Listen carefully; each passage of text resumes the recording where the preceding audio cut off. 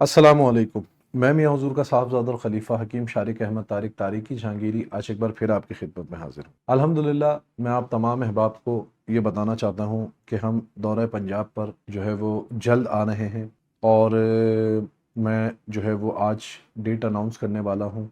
29 अक्टूबर बरोज़ बुध Wednesday को गुजरांवाला में महफ़िल ख़त्म ख्वाजगान का एहतमाम होगा और आम मुलाकात का सिलसिला होगा।